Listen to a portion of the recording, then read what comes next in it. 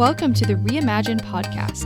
Each week, give yourself 30 minutes and meet the people working hard to create the future of insurance today.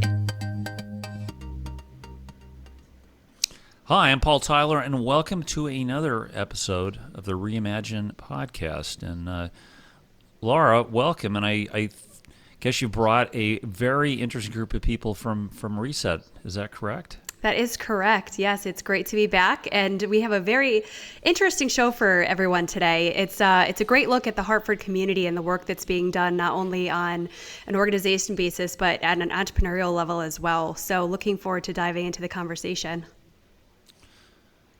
Yeah. So Sarah, we were just talking about the last time you were on the show. We actually were all together physically in our building in Hartford, but what a journey! And I guess that would have been a year plus ago, but it feels like 3 years. So can you just tell us a little bit of Reset and tell me, am I wrong to say Reset was Hartford's first incubator? You are right. As far as I know, that is still true. We were founded just about 12 years ago now, with really the mission to support social entrepreneurship.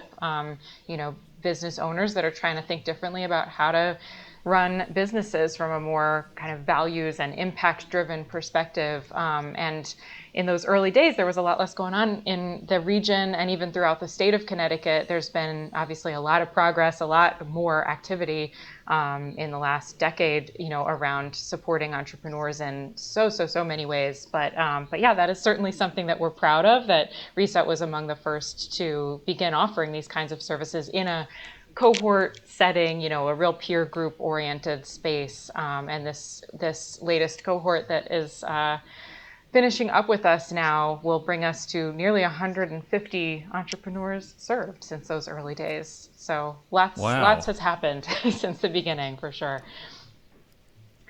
150. That is tremendous reach. And of the 150, like how many of the 150 are still in business? And I got to tell people, it's doing any kind of startup is hard. Maybe flip the side, like wild success stories, or really positive success stories. How many companies today are still actively doing business? That is a great question, Paul. And I'm going to flip it a little bit because, as you might know, you guys work with plenty of entrepreneurs too.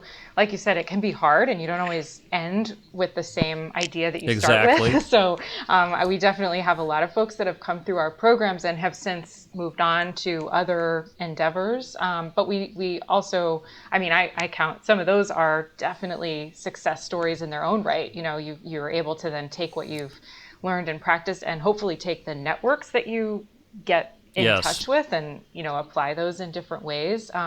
So we do have some serial entrepreneurs, but we also definitely have folks that have really taken off. And I think now that we've been around for a while, we're starting to hear even more some of those like bigger successes where alumni are taking on pretty sizable investments at this point, 5 or 6 years out of the program. So I'll give you a couple examples. Locally, we've got a company called Blue Earth Compost that really bootstrapped early on. They were knocking on doors around Hartford to just get a sense of whether people would pay for composting service. And that was, I think it's only been about 5 years for them. And now they're really, they've got a commercial truck. They're working with waste management. They're really able to advocate with the city around, bigger ecosystem level work that needs to happen. And of course, in the process have been able to access capital to fund things like a big industrial truck. It doesn't just happen, right?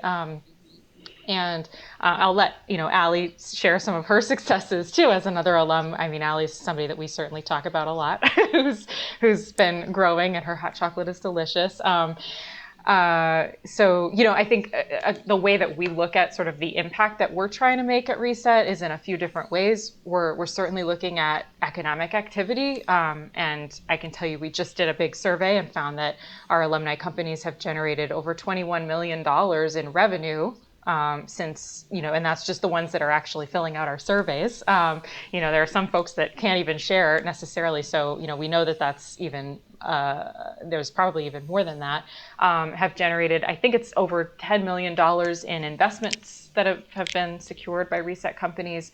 And just last year, we know that our companies were supporting about 340 jobs in the local region, which is also something that, of course, is really important when we're looking at the sort of impact of the work that we do. A big part of it is creating jobs, and ideally not just creating any old job, but creating jobs that have, some access to some kind of opportunity. We have a number of entrepreneurs, even in this year's cohort, who are thinking about, making sure that the jobs they're creating are accessible. For instance, one group that's really thinking about how can they potentially look to train homeless youth to give them opportunities for employment where they otherwise might have some pretty steep barriers. And that's kind of a theme that comes back around. When you think about social entrepreneurship, there's a lot of ways in. So those are just a few examples of the approaches, I guess, that our startups are taking. Well, and I think it's important to emphasize something you said, which is success is the networks you build. Just from personal standpoint, my daughter in the middle of the pandemic decided she wanted to change jobs, and she spent, I think, 2 months looking. I think she sent out like 120 resumes, 20 interviews, got a job. It was a startup. She said, "Well, what happened? What happens if the startup fails?" And I said, even if the startup fails, it's going to be a success because you're going to end up in a different position. You'll have a new network of people you can work with, and there'll be a whole new set of colleagues going forward. Well, sure enough, moved her back to the city on a Wednesday. Thursday, the startup shut down. It's like she had 3 offers within a week. Because of the network. So I think what you say is something I think you can't really underestimate. But I don't want to neglect the people you brought with us. Do you want to do the introductions to your people who've gone through your program? Sure. Yeah. Well, so Kamani here is representing Key Bookstore, and I'll let Kamani talk a little bit about that. Kamani's in this year's cohort. We were so excited that she was able to join after having this incredible growth year. We were really excited to make sure that this would be the right time to have Kamani come in. And I know there's been a lot of progress. And then Allie, like Allie mentioned, has come through the program a few years ago. So since 2018 has also had a lot of changes. So we were excited to have both perspectives here. So you can hear a little bit about what it's like right now to be going through it. And then hopefully, a few years out, what's gone on. But yeah, I'll pass it over to you both if you want to maybe tell us a little bit more about your business. You'll do far better than I possibly could. Kamani, if you want to start us off. Sure. No, thanks for having me, guys. So my name is Kamani Harrison. I'm the creator and founder of Key Bookstore, keybookstore.com. We're an interactive online bookstore curated for Afrocentricity, spirituality, environmentalism, and entrepreneurship. But we're literally all about pushing reading as a culture and connecting people over the books. And that's really what the buzz is all about. And we're doing it using the greatest technology available. So I'm extremely excited about the response to the vision, and thankful that Reset has opened their arms and connected us to this powerful network. I mean, you really showed out by having the mayor at the intro. That was really, really cool. So Okay, yeah. so Kamani, a bookstore. Okay, first there was Barnes and Noble. They knocked out all the independent bookstores. Then comes Amazon, takes out Barnes and Noble. Why do you want to start a bookstore? What makes you want to do this today? The biggest thing is that these retailers, they don't curate and they don't have any connection to the community. You go to a bookstore for knowledge resources. One of the first types of businesses people think of when they think local is they think of a local bookstore. And so if you show up at these retailers, you're not going to get a local feel for what's going on. They have no idea what's going on. And that's what we're actually doing.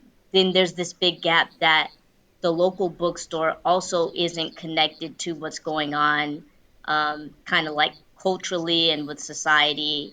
And so it's like the bridging of these two gaps. There's a lot of technology being missed out on in the local book space, but that's the community I'm a part of because my background's in environmental engineering actually, and yeah, like we collect cryptocurrency for the books and all these really cool advanced things. You pay with Cash App, Venmo, so we're like a really advanced system of the local bookstore experience.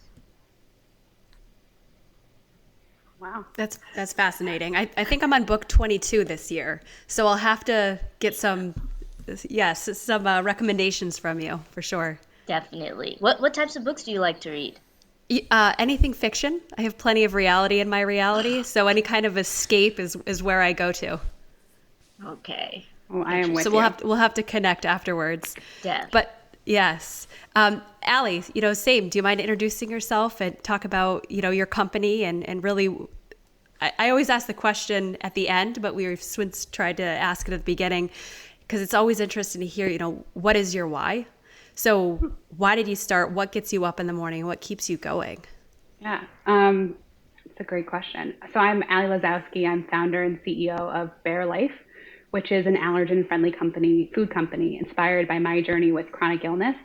And right there is my why. I was struggling with cancer, Lyme disease, scoliosis. I had like a laundry list of uh, diseases and illnesses that you would not believe. And I, was trying to find my own power and sort of control in this uncontrollable, weird time where I was being, diagnosed something left and right. And I was like, I can control what I'm putting in my body. I can do something different.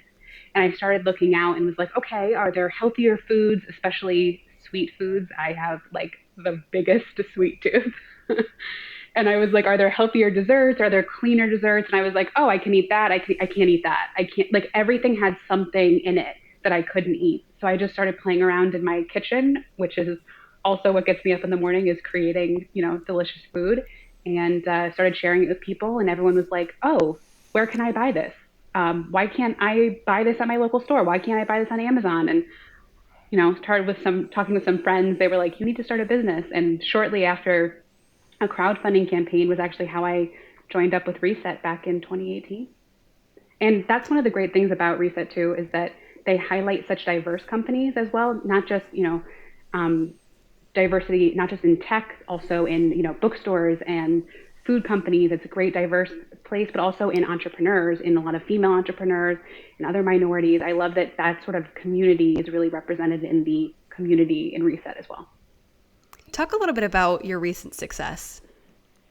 We've been very fortunate this year that, especially during the pandemic where there's been so much sadness, that we've been able to thrive with especially our e-commerce success, but also especially being brought on with QVC in the fall. We launched with them in October and they have been unbelievably amazing. We also are in all of the Whole Foods now in New England. So just that sort of success really all kind of happened at the same time. I think they both happened around October, and we were also on QVC again in February.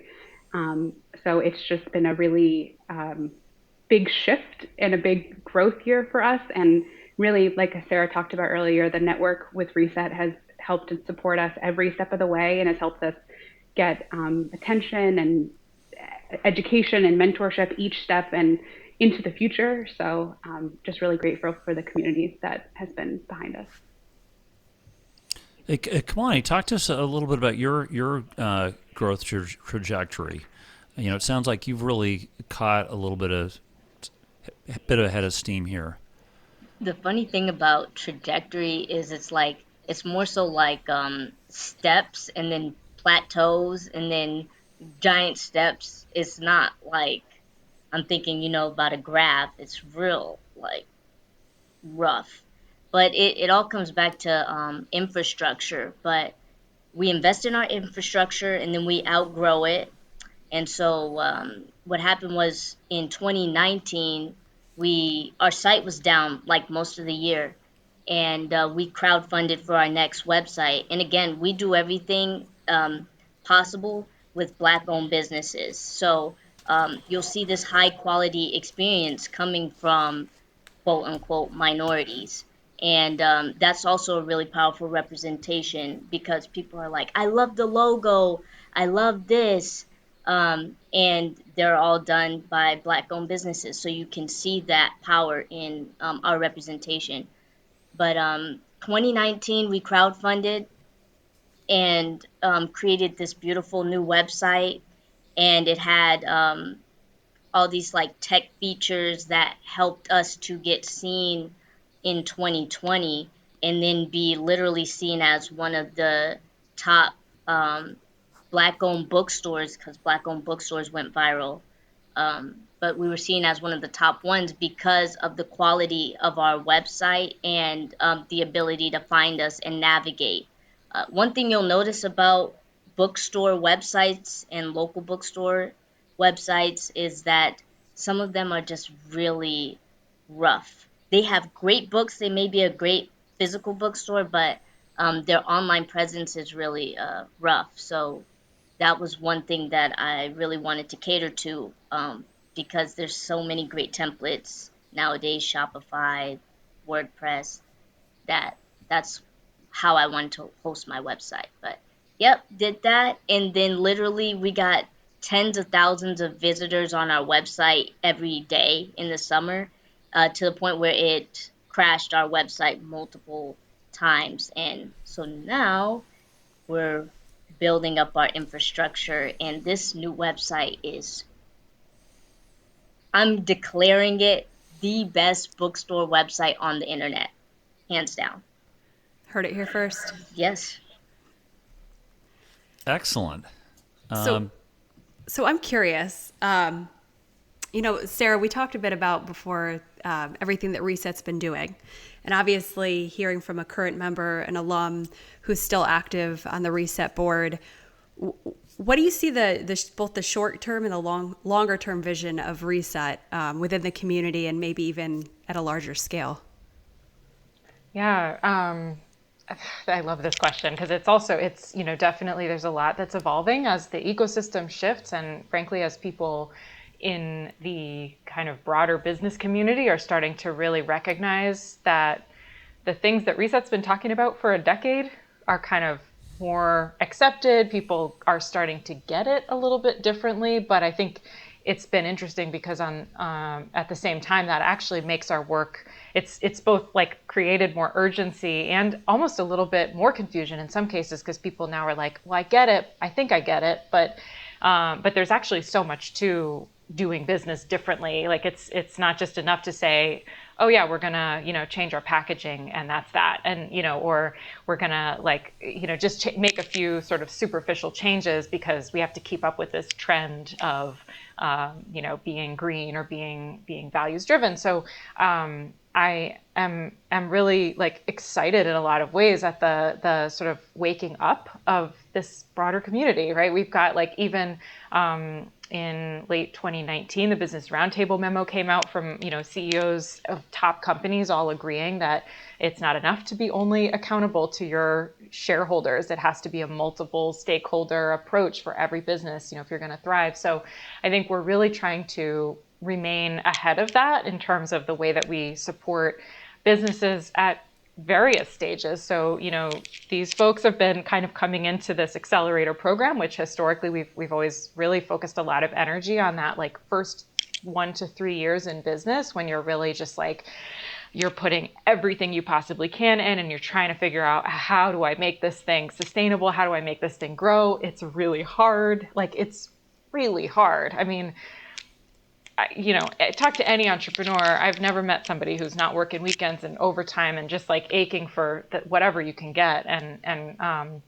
So recognizing that, I think there's always going to be a need for that, but also really trying to help continue to implement more of this kind of thinking earlier on, because it can be really hard. There's a phrase that I heard for the first time, like in the last year, relating to diversity, equity, and inclusion in the workplace, the phrase was diversity debt, that if you don't think about these things early enough in your trajectory as a business owner, it gets so much harder to make those changes as you grow as a business. You have to really think about it early on. So I think, like, baseline, we're not going to stop doing what we're doing. We're going to, if anything, just keep trying to add more value at different stages. So we have, in the last year, we've introduced, or we've actually expanded our food focused programming. We have a whole food incubator program now that just started, and there's just so much growth potential with that whole space, because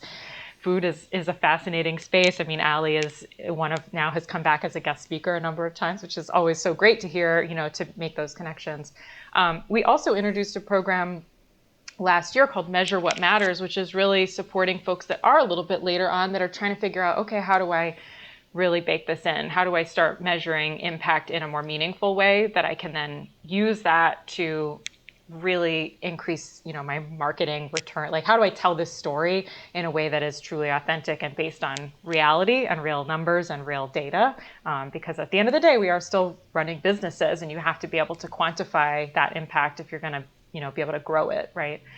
And I guess in a nutshell, I feel like our work, besides the sort of the focus on the technical support for businesses, we also really recognize that there's a need to change the system. We're working in a capitalist system that was not necessarily designed with everybody's well-being in mind. It was designed on this, or at least it evolved very deeply into this perspective that shareholder value is all that matters. And so, yes, we've started to see a shift out of that, but there is so much more work that needs to happen at every level. So, I'm really optimistic and excited to kind of keep playing our part by showing up for our entrepreneurs, by advocating for better policy where we have the opportunity to do that, continuing to work with partners throughout Hartford and beyond that are really, willing to jump in and kind of work together on this. Because again, I think there's so much more interest and recognition that it needs to change, and it's going to take a lot of effort from a lot of angles. I said that was going to be a nutshell answer, and it wasn't. But but I hope you can tell. I mean, I love this work. I'm really excited by this work because I just believe that business is essential to making positive change in the world. But we all have to play our part. Oh, I love your excitement and passion. Come on, just tell us a year from now, how do you measure your success? Is it a balance sheet? Is it an income statement? Is it a community impact? What's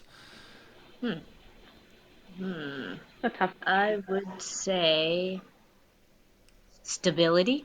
Yes. I think we all crave that as entrepreneurs. All I'm asking for is stability in 2021 and after. I know that, you go through so much already in life. And so when you finally have a really good idea that only makes too much sense and you've proven that it works, everything that you need to make it work should just fall in your lap. So that's what I'm looking for after this. Excellent. And Ollie, I mean, wow, QVC, Whole Foods, I know how tough it is to get in the stores. Now, I think Whole Foods, from what I've heard, is a great company because they give the managers a lot of latitude, from what I understand, to make this thing. What's the next year? What makes a great next 12 months for your company? I mean, I really like the stability thing. I think we all do. Like that was, that's always a good thing. I think, continuing to grow with our partners. We're only in Whole Foods in New England right now. We've got some exciting partnerships that I wish that I could announce. I hate keeping secrets. But I think there's some big partnerships that we're going to be announcing in the next couple months that will be really game changing, and also just, hopefully growing with QVC. And we brought on a national sales team as well to help diversify us a little bit out. We've been very much in the New England area. So I think the next 12 months are going to see us grow a little bit more nationally, hopefully, as well, if things keep going the way they've been going. And And I just want to circle back also to what Sarah was saying. I think one of the great things about Reset is that they've sort of helped the community get rid of the competition mindset that I feel like, especially when I was starting, I was very much like I've grown up in a very competitive, world and everything. That's how I was taught. It's how business is supposed to be. It's supposed to be us versus everyone else. But I think, Reset also really helped me think about it in a different way. That's why can't we all be in this together? Why can't we have a community that's helping lift all boats together, if you will? And I think that's been the really sort of collaborative atmosphere that Reset has brought. And it's been so helpful for my business to be able to reach out to someone and be like, hey, can you help me with something? And to be able to give back when I can, to be, hey, I've done this. I've gotten into Whole Foods. I can't give you the answers, but I can maybe help you with a couple of tips and what worked for me, because there just aren't any answers to that. But, I think that sort of collaborative, thinking about it in a different way, not thinking about it in such a competitive way, thinking about it that there's room for everyone here has just been a really great thing about Reset as well. So I wanted to just dovetail onto Sarah's thing. Yeah, we mentioned partnerships quite a bit, and they can look different. They can have different functions. I'm curious, Sarah, for the Reset perspective, what makes a great partner? So for the individuals out there listening right now and, gaining interest, I want to learn more about Reset. It sounds like they're doing phenomenal work, which they are. What's an ideal partner for the program? Sure. Yeah, there's a lot of different ways for sure. And I appreciate you asking the question, because there's so many options, even if you don't necessarily see yourself as you don't have to be an entrepreneur. First of all, we have a lot of partners that are, just supporters and enjoy showing up for events because you might want to patronize these businesses. So I would say, first and foremost, if you care about local small business support, you're going to find something great when you come to our events, because that is a big part of it. But I would say there are a couple buckets that our typical partners sort of fall into. We have volunteers, which are a really essential part of how we operate these programs. So our professional volunteer network is made up a lot of individuals from, corporate jobs, some entrepreneurs also, and we're always on the lookout for more entrepreneurs. So yes, there is a place for you, but really, if you have some kind of business skill and you want to give back as a mentor, as a coach, that is a really, really key part of this program. And it's baked right into the way that we offer the program, but then we also try to make sure that network is connecting throughout the year in different ways. So for any individual, that's kind of the best entry point. We also work with a lot of different sort of organizational and industry partners. So we have corporate partners that are providing some level of funding support, usually some level of volunteer support as well. Travelers has been one of our amazing partners right here in Hartford. And, actually for the Venture Showcase next week, which I know we'll talk a little bit more about, we're getting tech support thanks to Travelers, as well as the generous financial support that they offer up. Partners like Nassau actually too, which is sponsoring a few memberships this year. So, there's a lot of ways that both the financial support and the human capital are really able to get integrated really easily into our work. And the other thing I would definitely stress is that our alumni are seen as a partner. So, a lot of our alumni do tend to come back around. So once you've done a program with us, we're gonna try to keep roping you back in as many ways as we can, both for your sake and for the sake of the entrepreneurs to come behind you. And finally, the ecosystem partners throughout the region. So I know we're a pretty tight-knit community here in Hartford as far as, all of the folks that are supporting entrepreneurs, and there are so many. But I think that's going back to, Allie's point too about the network effect. I mean, we're not trying to do everything. So we try to, any chance we get to make a referral to another partner who's supporting entrepreneurs, we are always glad to do that. So, and that would include, folks that are not necessarily just nonprofits or, state funded, but, we have consultants in our midst and folks that are just kind of looking for a way to connect with entrepreneurs. So, so that's sort of the lay of the land, I suppose, in terms of partners. And I guess I would just stress too that when it comes to that sort of like ecosystem change approach, we're always also interested in folks that are just looking to have conversations about what does change look like. We've had small working groups emerge over the years on topics like impact investing, kind of newer fields that if you're interested, let me know. Maybe there's room to have a conversation, and who knows what might come of it. Well, your conversations are great. You did, I thought, a great job this summer with those events, the virtual events the you pulled forum. together. Yeah, I went you. the forums. I went to at least one or two of them. I thought it was you did a really good job pulling together a very good cross section of the community, and had great facilitators. Thanks. Great facilitators. So if you were going to advise the mayor or the governor and actually develop a blueprint for innovation and growth in the community, Sarah, what would it look like? Oh man, that's a great question. Well, I mean, my 2 cents is always just that there's power in community and there's power in sharing the power.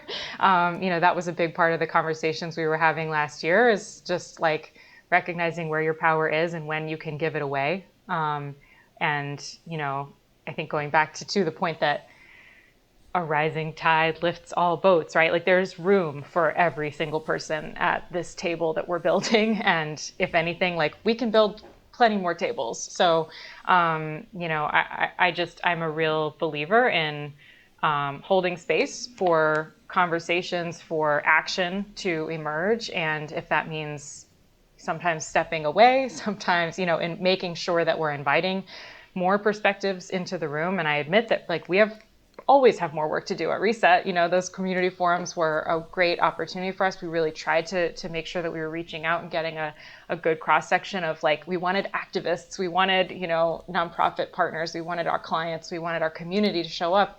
And, that's a tall order. So there's, again, always more room to do more. But I just think enabling ideas and solutions to emerge from wherever they're coming from and doing as much as we can to eliminate every possible barrier that's needlessly in the way has got to be part of the work. I mean, we talk about a lot of these, the barriers to capital access are very real for women entrepreneurs, for BIPOC entrepreneurs. It is a very different situation to navigate, and that's not acceptable. And so, I think like a lot of these conversations that we're having, we're trying to, always figure out what's the action that can follow along with those. But I think it ultimately just keeps coming back to conversations, commitments from a broader community, and a willingness to show up and make it happen. But I would also be really curious to hear what Kamani and Allie have to add to that. I'm sure I'm not the entrepreneur perspective in the room here, so. Yeah, Allie, what would you if you had, you could do one thing, pass one law, invest in one more program, what would it be? Oh, I have to say it's definitely a good thing that I'm not in charge of those things. I think that there are some better people out there who are doing that. But I think, just something that I've run into, with the food industry perspective. I mean, this is like such like on a micro level, but it's been a little bit of a barrier for startups and stuff. Like in the food industry, especially like when you have to taste the product. Like especially like our hot chocolate, like you try it and it sells itself. Like I can say like, it's, 5 ingredients. I can say it's organic. I can say it's delicious, but just like you have to try it and then I don't have to talk anymore. Like the product sells itself. And so having those little like pop-up events, and obviously this was, more pre-COVID and hopefully will be again soon, but having like little demos or little events at a supermarket or at a farmer's market or really just anywhere who would, host an event were hugely impactful for, our growth and especially launching. And I miss doing them. But in Connecticut, each like little city has a totally different health department regulation and totally different fee for a one-day event. So for me to set up a table in like Farmington, and I'm making up these numbers because I don't remember what they were, it would be like $10. And for me to set up a table for one day in Hartford, it would be $150. The fee would swing wildly. And in most other states like Massachusetts and Rhode Island, it's a statewide fee. You don't have to go city by city. So if you were to do like an event in Farmington in the morning and Hartford in the afternoon, wouldn't have to pay multiple fees. And that's just one like small thing that, again, very food centric, but I would think would be a very much easier thing for small businesses to have to deal with on a state centralized level. They have to figure out like, am I in the Hartford Township? Have I crossed the state line? So that would be my little thing if I could throw out something. Interesting. Little things make a big difference. I don't know, Kamani, how about you? Man, I really have to think about this. Like, what have been some of the biggest hurdles and barriers for me to I just felt like after so much resistance in a certain area that I would just take my efforts elsewhere. I've been through like all the programs in Hartford. I've been through the like University of Hartford Entrepreneurial Center. I'm now using SCORE mentors and things like that. But like um, initially, there were some barriers there for getting access to some of the things that I needed. Um, I would say access of information is a big barrier. I live in the north end. My business is set up in the south end now, and I didn't even know Reset was here when I first started. Um, and I was getting connected to entrepreneurial centers. Like I said, I was connected with um, University of Hartford, and it's like, well, why didn't you direct me over here? I could have went through an accelerator. We could have been accelerator buddies back then. Like, look at that opportunity that was missed. But yeah, I would kind of say that, and I think that would solve a lot of the issues because whatever a system can't change and let more people through, the people, the human capital people, will do what needs to be done to bring access and power to the right places. I love Excellent. that.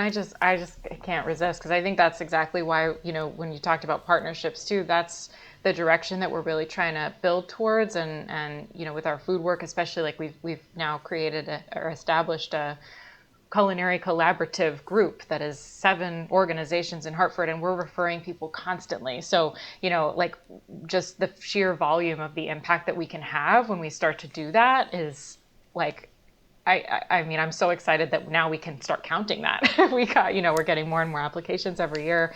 But it's such a real problem. And for a small city, it's unfortunate that that's still really kind of can be very tough. And I know you're not the only one feeling it, Money. I think I've heard a lot of people describe even Connecticut as a whole, but as like little silos of places. Like can be very segmented. And I think that Reset is really helping try to tear that down with those collaborative partnerships because I agree. I think just information. I've grown up in Connecticut my whole life and I didn't know about Reset. I lived in West Hartford, so I didn't, a friend of mine who was working there told me about it. So I agree. I'm glad that Reset is helping tear down those information barriers. And I feel like leveraging technology and people getting on board with that, like there's apps that can better connect us. There's citywide planning Podcast. wherever that takes place. And then there's so much sub planning going on that I'm just finding out about. Like this little mini part of the city has a whole collective, and it's like, what is going on? So, yeah, using technology and us getting on the same page, we can do that in this small state.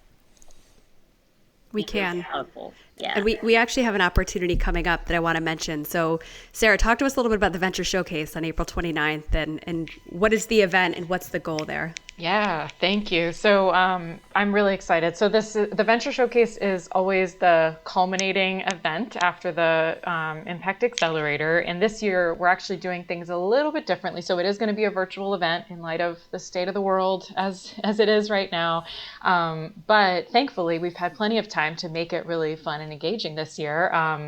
So we're doing a few things that I'm particularly psyched to try out for the first time. So this year you're going to hear from all 14 of the businesses are going to have to give a really short pitch. And we know that we're making it really hard for you guys. Kamani knows firsthand how hard it is to fit everything into a 3-minute pitch. But we're doing that so that everybody gets a chance to introduce their businesses to the world. And then we're also going to be featuring everybody on short panel discussions. And this is exciting because I think one reason why we do this event every year is that we like to be able to showcase, what does it mean to be a social impact, a values-driven company. And so we're incorporating these panels partly as another way to show that these folks are not just any old small business owner. You guys are really thought leaders and bringing really fascinating, industry level changes. And so we're really trying to make sure that we have a chance to talk about that also. So just to give you a little sneak peek of what that will look like, we have 4 different panels, and each one is sort of focused around a specific industry or topic. So the group that Kamani is a part of is self-care and, oh shoot, I'm going to mess up the title now because it's not right in front of me. Self-care and self I know for some fiery women. Fierce business owners. So we have 4 incredible business owners on that panel, all local small business owners. We have a group that's all about sustainable solutions that are thinking about smart cities technology, using food ecosystems differently, connecting using technology to connect people with food in a different way. I'm not going to try to name the other ones because I don't have the paper right in front of me, but the point is I am psyched because this is really different from what we've ever done before.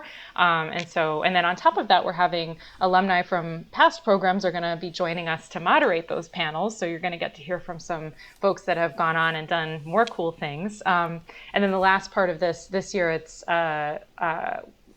we're involving the audience in 2 key ways. One is that the audience is our seed fund. So any cash prizes that are going out the door are going to be completely raised from our audience, and Reset does not keep a penny of what is raised during the event. It's all going to go back out the door to a few select entrepreneurs, and those are also therefore chosen by the audience because it's only fair if you're the ones investing your money that you get to cast your vote. So I hope that folks will sign on. It's next Thursday night at 5:30 p.m. on Zoom, and we can make sure that the Eventbrite link is shared, but it's always a really fun event, a great chance to just really amplify the impact and amplify the network immediately. And we make sure also to do our due diligence in connecting people offline after the event so that if you see somebody that you want to connect with or that you can support as they go on to their next big thing, that we are here and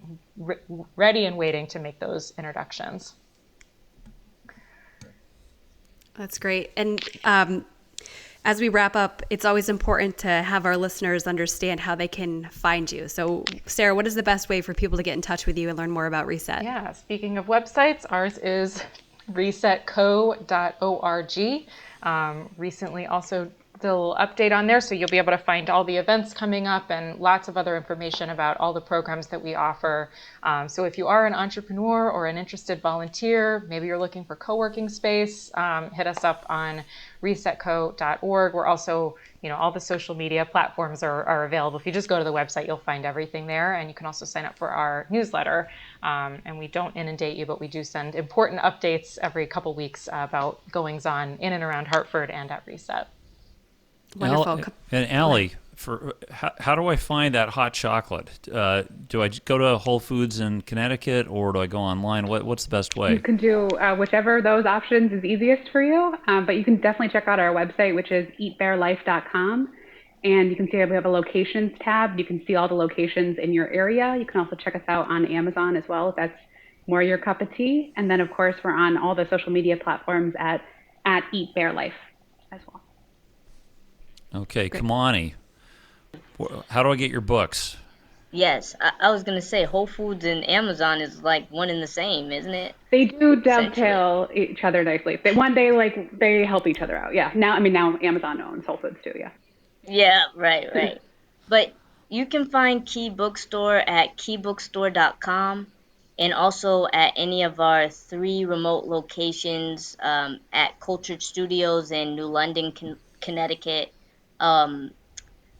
720 Holistic Wellness Center in Waterbury, Connecticut, and Fire and Spice Vegan Restaurant on Capitol Ave in Hartford, Connecticut. So yeah, and then Instagram at Key Bookstore, Facebook the Key Bookstore, Twitter at Key Bookstore, all that. Yeah.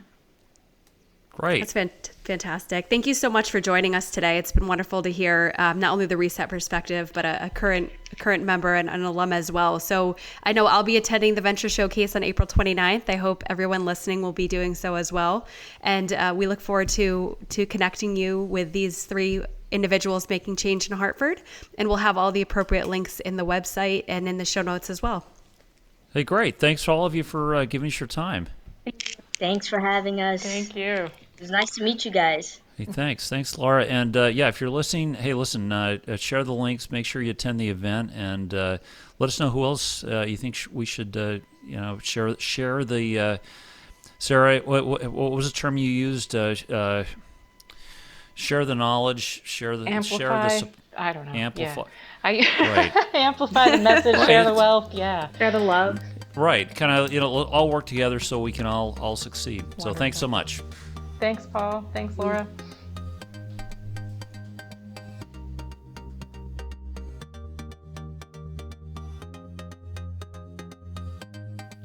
We want to especially thank today's sponsors, Launch and Symetra.